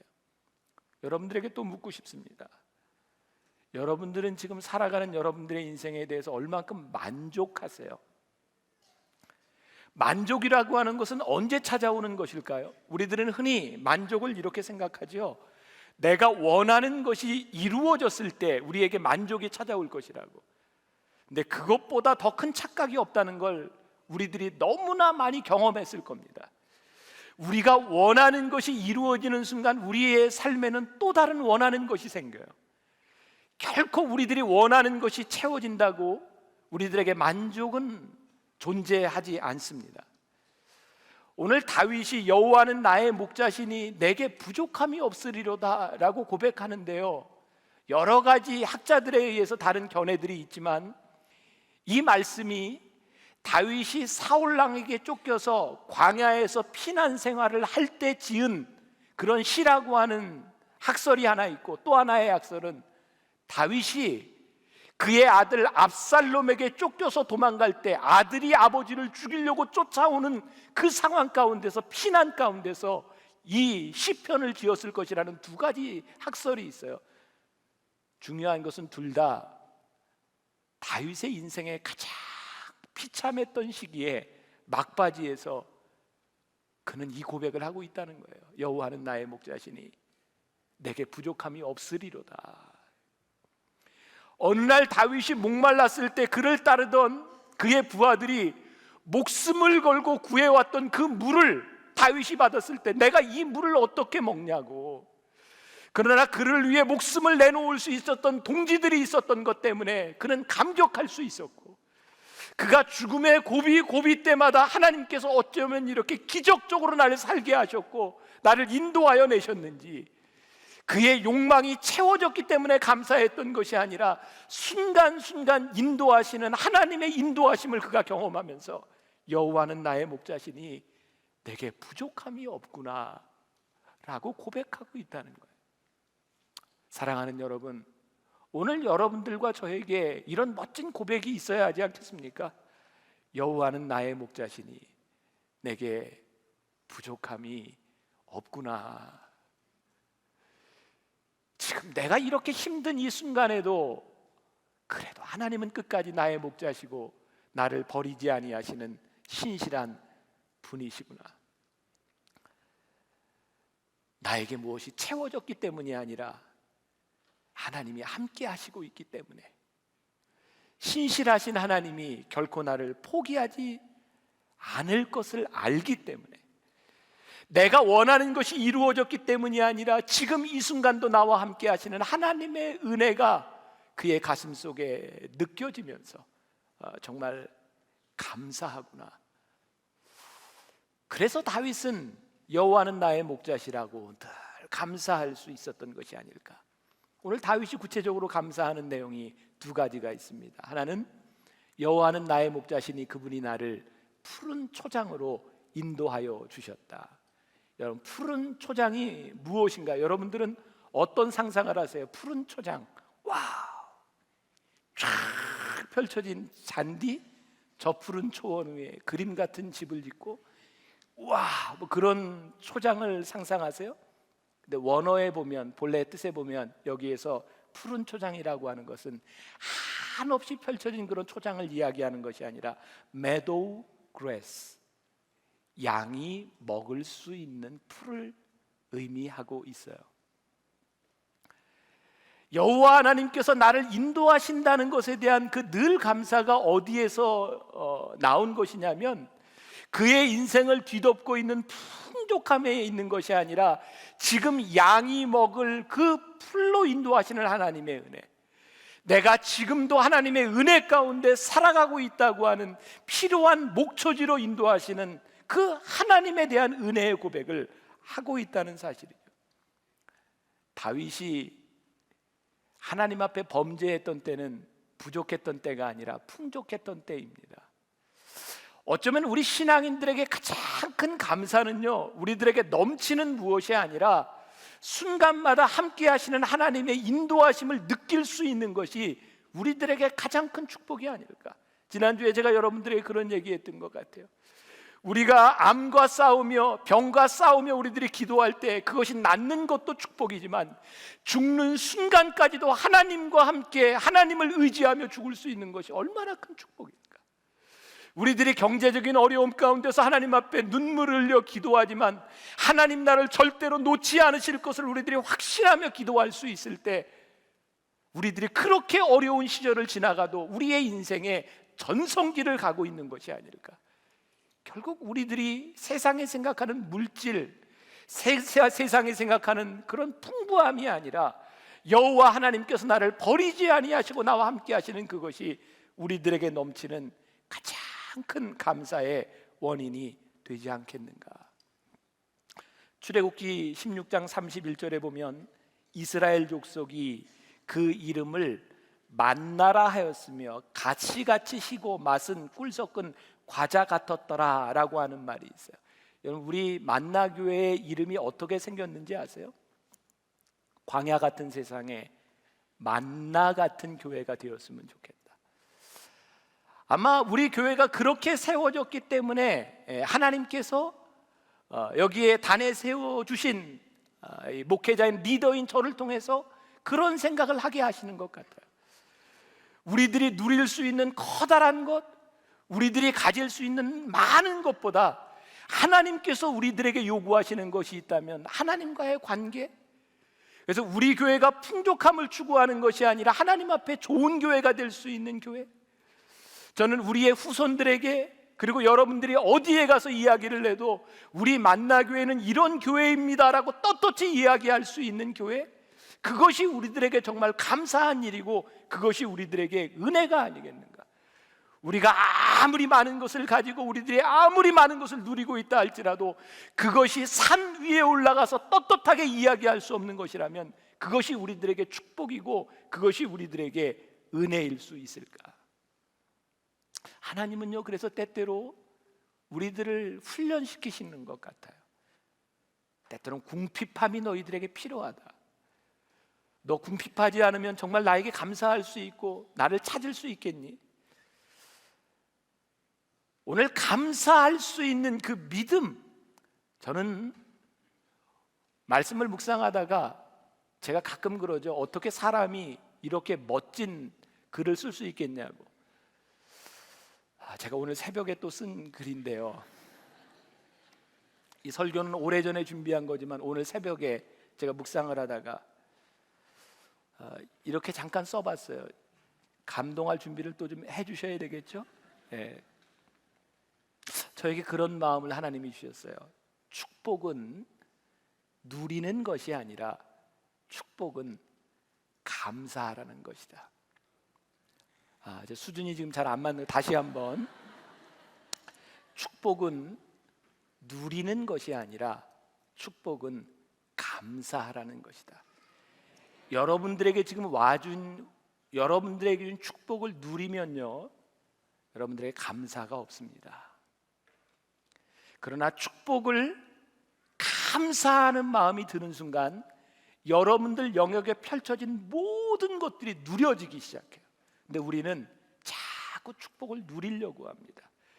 누려지지 못하는 것에 대해서 불평들이 생겨집니다. 그러나 감사할 때, 늘 감사할 때 우리들이 생각하지 못했던 축복들이 생각나고, 제가 지지난주인가요 여러분들에게 해피하고 조이라고 하는 말의 차이를 이야기했죠. 우리는 행복하게 살아가는 사람이 아니라 기쁘게 살아가는 사람이라고. 행복은 주변의 환경 때문에 와지는 일이지만 우리들 속에 주시는 하나님의 기쁨은 왠지 이해할 수 없는 기쁨을 하나님께서 우리들에게 주시는 것이라고. 사랑하는 여러분, 오늘 여러분들이 정말 기뻐할 수 없고 행복할 수 없는 상황에 있다 할지라도 오늘 하나님께서 여러분들의 가슴 속에 왠지 모르는 그 기쁨 주심을 누릴 수 있는, 그것을 감사할 수 있는 여러분들 한 사람 한 사람이 될 수 있기를 주님의 이름으로 간절히 축원합니다. 아마 그렇게 된다면 우리의 기도가 바뀌어질 수 있을 것 같아요.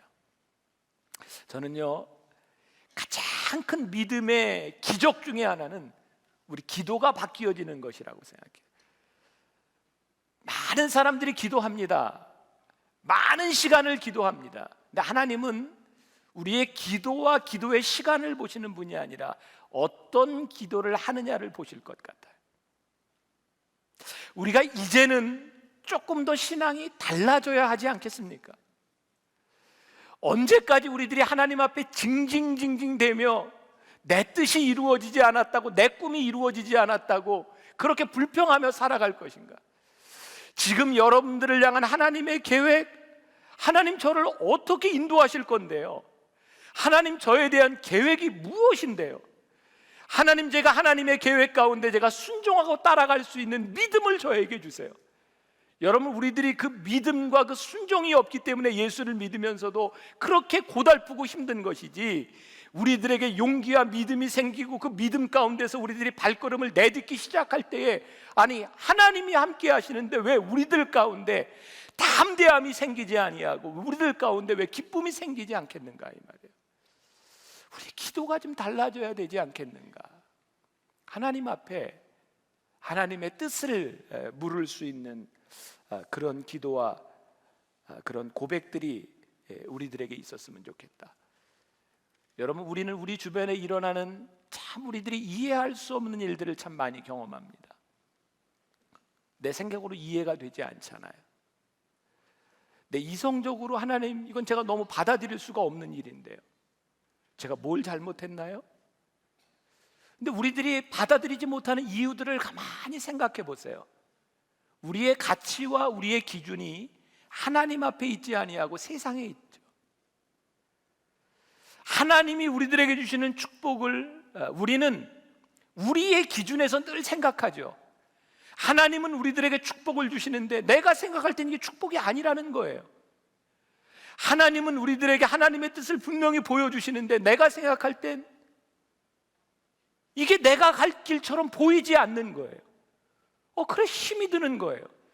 신앙생활을 하고 하나님을 믿는다고 하는 것이 우리들에게 기쁨이 아니라 신앙생활을 하는 것이 우리들에게 늘 부담스러운 일로 느껴지기 시작하는 거예요. 저는 예수를 믿는다고 하는 것이 여러분들에게 쉽다고 말씀드리는 게 아니에요. 예수를 믿으면서 살아가는 길이 하나님의 길이라고 하는 확신이 생기고 내가 그 길을 걸어갈 때 하나님이 우리들에게 그 길을 갈 수 있는 믿음도 주시고 용기도 주시고 그 길을 통해 우리들에게 상상할 수 없는 기쁨, 그 감격을 우리들에게 주시는 그 길을 걸어갈 수 있을 때 진정한 하나님의 사람이 아니겠는가. 제가 벌써 오래전 일이죠. 10여 년 전입니다.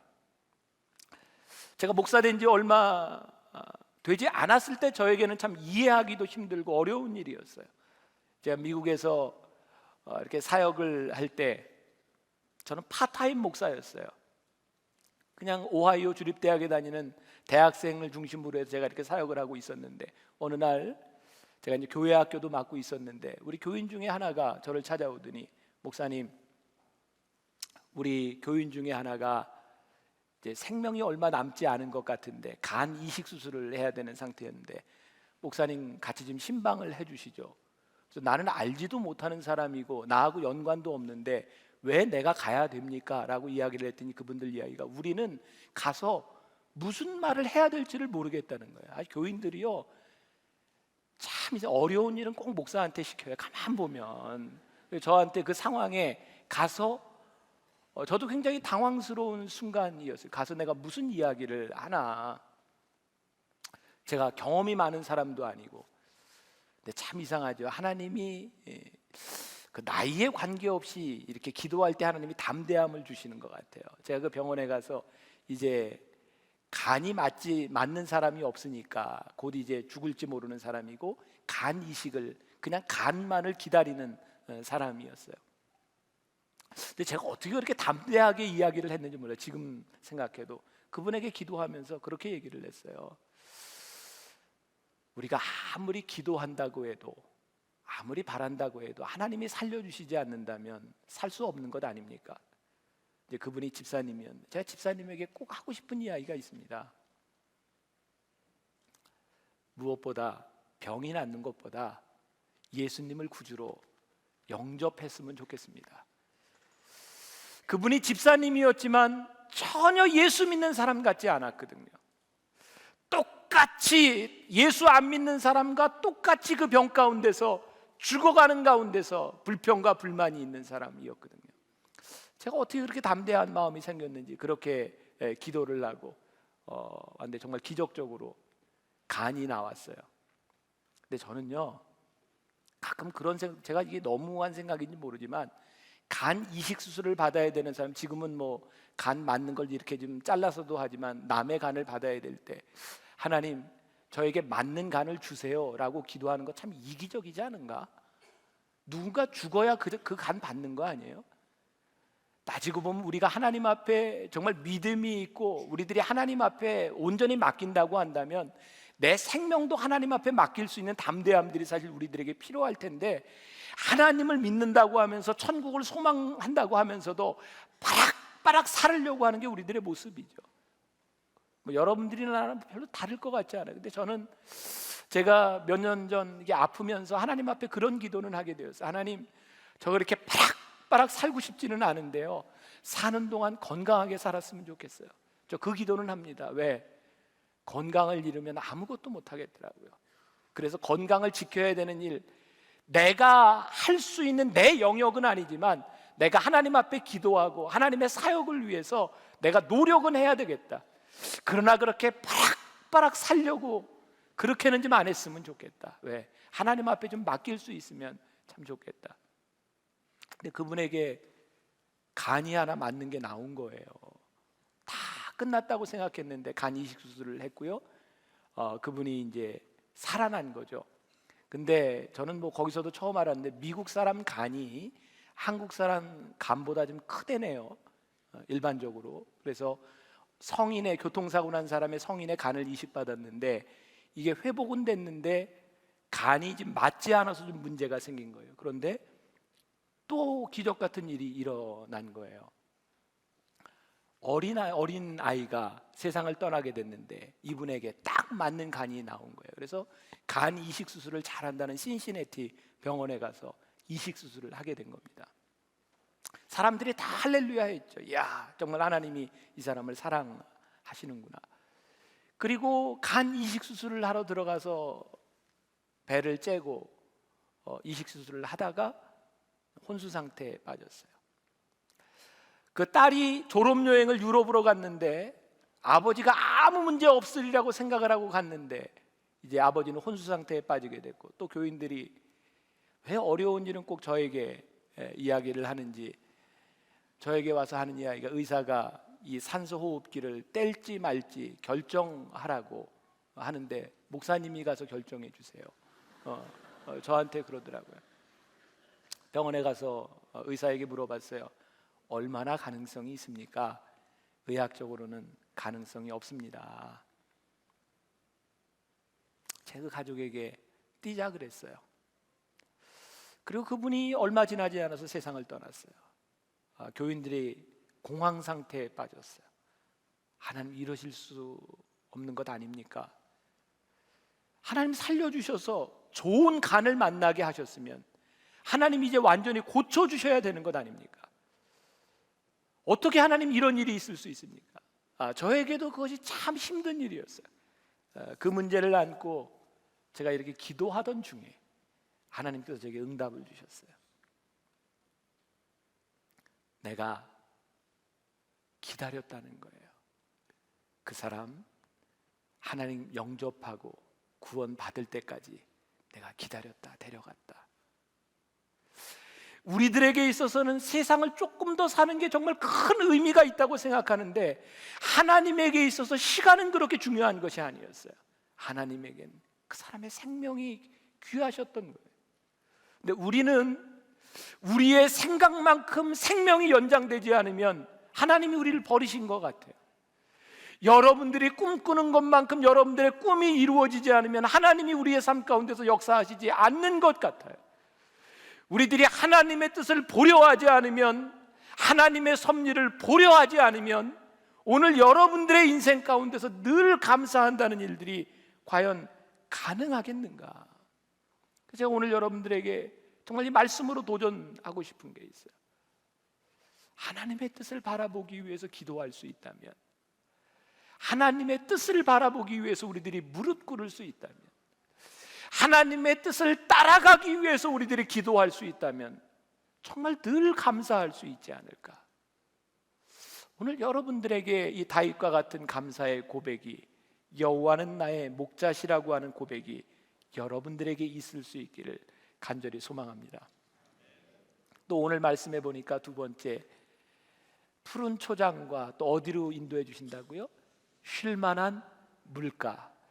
이 말씀도요, 원어의 뜻을 보니까 우리들이 생각하는 쉴만한 물가, 그냥 우리 쉴만한 물가 아주 그냥 파란 물 가운데 퍼져가지고 막 쉬는 거, 뭐 이런 거, 파라솔 밑에서 쉬는 거, 그런 뜻이 아니더라고요. 원래 원어의 뜻에 보니까 quiet stream이라고 하는 거예요. 조용한 물가. 제가 말씀을 묵상하며 깨닫게 된 것이 있어요. 하나님은 우리를 조용한 곳에, 그리고 그곳에서 우리와 만나기를 원하시는 분이 우리 하나님이시구나. 여호와는 나의 목자가 되신다고 하는 것은요, 여러분들이 아주 저 푸른 초원 위에 파란 물 위에 파라솔 쳐놓은 대로 하나님이 여러분들을 인도하시기 때문에 여러분들의 목자가 되시는 것이 아니라 우리를 필요한 풀밭과 쉴만한 물가에서 우리를 만나시는 곳, 하나님이 우리를 만나 주시기 때문에 여호와는 나의 목자가 되신다는 거예요. 여러분, 오늘 이 말씀을 착각하지 마세요. 쉴만한 물가는 그런 쉴만한 물가가 아니라 하나님을 만날 수 있는, 때로 조용한 곳으로 우리를 인도하시는 분이 우리 하나님이시라는 사실입니다. 사랑하는 여러분, 저는 말씀을 묵상하면서 그렇게 사도들이 하나님 앞에 고난이 우리들에게 유익이라라고 하는 말씀이 참 귀한 말씀이라는 생각이 들어요. 여러분들 고난이 없이 하나님 그렇게 간절히 찾아지던가요? 어쩌면 고난이야말로 쉴만한 물가라는 생각이 들지 않으세요? 다윗이 그 쫓기는 광야 한가운데서 오늘 하루 그 목숨을 연명하는 것이 힘든 그 상황 가운데서 정말 절절하게 하나님을 찾을 수밖에 없고 절절하게 하나님의 도우심을 구할 수밖에 없는 그 상황 가운데서 다윗이 하나님을 만났고 그것이 그에게 쉴만한 물가가 되었다고 하는 일이 얼마나 놀라운 일입니까? 사랑하는 여러분, 쉴만한 물가는요, 때로 여러분들을 찌르는 가시가 여러분들에게 쉴만한 물가가 되기도 하죠. 사도 바울의 고백입니다. 고린도후서 12장 7절부터 9절까지 말씀해 보니까 여러 계시를 받은 것이 지극히 크므로 너무 자만하지 않게 하시려고 내 육체의 가시 곧 사단의 사자를 주셨으니 이는 나를 쳐서 너무 자만하지 않게 하려 하십니다. 이것이 내게서 떠나가게 하기 위하여 내가 3번 주께 간구하였더니 나에게 이르시기를 내 은혜가 내게 족하도다. 이는 내 능력이 약한 데서 온전하여 짐이니라 하신지라. 그러므로 도리어 크게 기뻐함으로 나의 여러 약한 것들에 대하여 자랑하리니 이는 그리스도의 능력이 내게 머물게 하려 함이라. 멋지지 않아요? 아, 그렇구나. 내 약함이 강함이구나. 내가 누군가를 강하게 싸워서 이기는 것이 하나님의 은혜, 쉴만한 물가가 아니라 때로 우리를 찌르는 아픈 가시 가운데 하나님의 은혜가 있고 하나님께서 나를 만나주시는 그곳이 정말 쉴만한 물가이구나. 그리고 우리를 찌르는 가시 가운데서 하나님과의 교제가 일어날 때, 하나님과의 만남이 일어날 때 우리들에게 주시는 평안함과 기쁨, 그것이 하나님의 은혜이구나. 제가 작년 모스크바 코스타를 갔다 와서 아마 우리 청년들에게 이야기를 했는지 모르겠어요. 제가 만났던 한 목사님, 그분이 정말 인상적이었던 건 제 앞 시간에 그 유학생들을 위해 말씀을 전했는데 이렇게 걸어 나올 때부터 제 주의를 끌었어요. 심하게 소아마비를 앓고 있는 목사님. 저는 이렇게 서서 왔다 갔다 하면서 이렇게 말씀을 전할 수 있지만 그분은 이렇게 말씀을 전하기 위해서 이렇게 기대서 말씀을 전해야 되는 분이었어요. 그분이 어려서부터 소아마비를 앓으면서 늘 그런 생각을 했대요. 나는 절대로 누구한테도 지지 않을 거야. 싸워도 지지 않고 공부도 지지 않고 내가 이 장애가 있는 것 때문에 사람들에게 무시당하지 않을 거야. 그래서 한국에 있던 시절에 그분이 학교를 다니면서 교회를 다니던 때 그 담임 목사님 아들을 주워 패가지고 교인들한테 욕먹고 그리고 교회를 나와서 신앙생활을 하지 않았어요. 이분이 미국에 와서 예수님을 만나고 청년이 되어서 신앙생활을 하게 되었고 이분에게 꿈이 생겼어요. 목회자가 되어야 되겠다. 그때부터 이 목사님이 기도하기 시작했대요. 하나님, 저 좋은 목회자 되고 싶습니다. 좋은 설교가가 되고 싶습니다. 하나님, 제 소아마비 고쳐주세요. 그래서 집회가 열리는 데마다, 신유 집회가 열리는 데마다 가서 소아마비 고쳐달라고 기도했고 안수기도 받고 했는데 고쳐지지 않더라는 거예요. 어느 날 정말 실망한 상태로 길을 걷고 있을 때 수요일 저녁이었는데 힐링 서비스, 치유 집회를 하는 그 표지를 보고 미국 교회에 들어가게 되었어요. 백인 목사님이 그렇게 설교를 하더랍니다. 여러분, 믿음의 간구는 역사하는 힘이 있고 여러분들이 믿음으로 기도하면 여러분들의 병이 낫습니다 라고 이야기를 하는데 반발심이 생기기 시작했대요. 그러면 내가 지금까지 하나님 앞에 기도했던 이 모든 기도가 내가 믿음이 없기 때문인가? 나는 확신이 있고 나는 좋은 목사가 되기를 원했는데 내가 믿음이 없기 때문에 하나님이 나를 고쳐주시지 않았단 말인가? 화가 나고 분노가 생기더라는 거예요. 한 사람 한 사람 나와서 안수 기도를 하는데 이 목사님이 기도를 받기 전에 그 백인 목사님에게 물었대요. 진짜 믿음으로 기도하면 낫습니까? 그분이 얘기하더래요. 낫는다고. 또 물었대요. 진짜 믿음으로 기도하면 낫습니까? 낫는데요. 또 물었대요. 그랬더니 이 백인 목사님이 되묻더랍니다. 바로 우리가 조금 아까 읽었던 고린도후서 12장의 말씀, 바울의 이야기를 하면서 묻더라는 거예요. 바울이 하나님 앞에 간구했을 때 그의 병이 나았습니까? 안 나았습니까? 이 목사님이 대답했대요. 안 나았죠. 근데 백인 목사님이 얘기하더래요. 나았다는 거예요. 아니, 성경에 안 나았는데 왜 나았다고 얘기합니까? 이 목사님이 그렇게 이야기하더래요. 내 은혜가 내게 족하다 하심으로 사도 바울이 더 이상 그의 몸에 가시가 무엇이었는지 모르지만 더 이상 그것을 가시로 여기지 아니하고 내 약함이 강함이라고 생각하는 그 순간 사도 바울은 나음을 입은 겁니다. 더 이상 사도 바울에게 그 가시는 장애가 아니기 때문입니다. 그때 목사님이 그 자리에서 하나님 앞에 그렇게 고백했다. 하나님, 지금 이 자리에서 제 소아마비가 나았음을 하나님 앞에 고백합니다. 더 이상 소아마비가 제가 목회자가 되고 설교자가 되는데 더 이상 약함이 아닌 것, 장애가 아닌 것을 제가 고백합니다. 저는 그 설교를 듣고 그 목사님의 설교하는 모습을 바라보면서 어떻게 저렇게 멋있는 설교를 할 수 있을까? 그의 장애가 아니었더라면 정말 저렇게 멋진 설교자가 될 수 있었을까? 하나님이 그의 약함을 들어 쓰시는구나. 우리들이 생각하는 약함, 우리를 찌르는 가시, 절대로 그것이 우리를 망치거나 우리로 하여금 사역을 꺾어놓는 것이 아니라 우리들이 하나님 앞에 우리의 약함이 더 이상 약함이 아님을 고백할 수 있을 때, 그 약함 가운데서 하나님이 나와 동행하심을 고백할 수 있을 때에 우리의 약함을 들어 쓰시는 하나님을 우리들이 고백할 수 있지 않겠는가?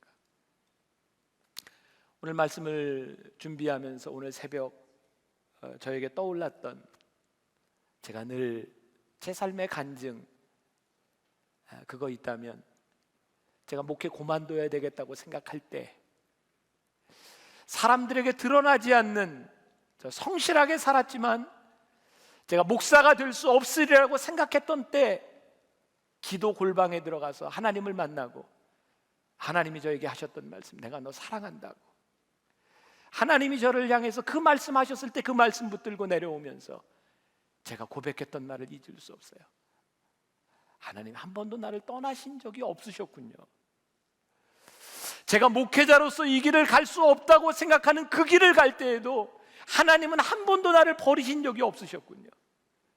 그러면서 제 안에 찾아왔던 자신감이 있었어요. 저는 요즘도 늘 그런 고백합니다. 하나님이 원하시는 일을 저를 통해서 하시고 하나님이 원치 않으시는 일은 누구를 통해서도 막으신다는 믿음이 저에게 있는 거예요. 저는 어떤 일을 하든지 두려움이 우리를 막을 수 있다고 생각하지 않아요. 두려움보다 더 큰 것이 있어요. 하나님이 이루시는 하나님의 뜻입니다. 우리의 두려움이 하나님의 뜻을 엎으면, 우리들의 두려움이 하나님의 뜻을 앞서가면 우리는 절대로 하나님의 사람으로 살아가지 못합니다. 그러나 하나님의 인도하심이 우리의 두려움을 앞설 수 있다면 오늘 우리는 지금 이 자리에서 하나님 앞에 감사하다는 이야기를 할 수 있지 않겠는가? 늘 감사는 믿음으로 응답하는 자들만이 할 수 있는 신앙의 특권이라고 생각합니다. 그래서 오늘 제가 딱 한 가지 마지막으로 여러분들에게 부탁합니다. 여러분들에게 지금 이 예배 시간을 나가서 일어나는 모든 일 가운데 믿음으로 응답하십시오. 여러분들이 이것이 하나님의 뜻인지 아닌지 아직 분별하지 못할지라도 두려워하지 말고 기도해 보세요. 어떻게? 하나님 뜻이 아니시면 막으시겠죠. 하나님 저에게 순종할 수 있는 귀, 순종할 수 있는 눈, 순종할 수 있는 마음만 열려지게 하여 주옵소서. 그러면 종이 듣겠나이다. 저는 신앙은 연습이라고 생각하거든요. 어느 날 한순간에 우리들이 초인이 되는 것이 아니라 우리 매 순간순간 가운데서 역사하시는 하나님과 동행하며 우리들이 반응하기 시작할 때 우리의 신앙이 자라나는 거예요. 그래서 차츰차츰 더 깊은, 더 높은 하나님의 뜻을 점점 알아가는 거예요. 근데 믿음으로 반응하지 않는 사람은 하나님의 뜻을 알지 못합니다. 때때로 우리들이 믿음으로 반응하며 실패도 경험하고 믿음으로 반응하며 하나님의 역사도 경험하면서 비로소 하나님이 어떤 분이신지를 우리들이 깨달아 알게 되는 거예요. 그것이 믿음입니다. 오늘 여러분들에게 제가 도전합니다. 오늘 여러분들이 이 전을 나가면서 살아가야 될 일주일 동안 믿음으로 반응하는 역사들이 있기를 간절히 소망합니다. 그리고 그 가운데서 신실하신 하나님이 여러분들에게 고백될 수 있기를 간절히 소망합니다. 제가 여러분들에게 한 가지 이야기를 들려드리고 말씀을 마칩니다. 살아있는 하나님의 지혜라고 하는 책에서 나오는 빌 하이벨스 목사님의 이야기입니다. 이 빌 하이벨스 목사님이 어느 날 새로운 취미를 가지게 되었어요. 스카이다이빙, 비행기에서 뛰어내리는, 낙하산을 타고 훈련을 다 받고 안전교육을 다 받고 이제 모든 교육을 마친 다음에 마지막으로 비행기에서 뛰어내리는 그 순간 얼마나 무서웠겠습니까? 그래서 자기를 가르쳐줬던 코치에게 물었답니다. 제가 이 낙하산을 메고 뛰어내릴 텐데 이 낙하산이 펴지겠습니까? 안 펴지겠습니까? 그때 코치가 이렇게 대답을 합니다. 모르지요. 당신이 뛰어내리지 않는다면 그것이 펴질지 안 펴질지 알 수 없습니다. 그러나 한 가지는 이야기할 수 있습니다. 지금까지 뛰어내린 사람들 중에 한 번도 낙하산이 펴지지 않은 사람이 없다는 겁니다. 그때 빌 하이벨스 목사님이 비행기에서 뛰어내립니다. 그리고 낙하산이 펴지고 멋진 세상을 바라보게 됩니다. 사랑하는 여러분, 믿음이 뭡니까?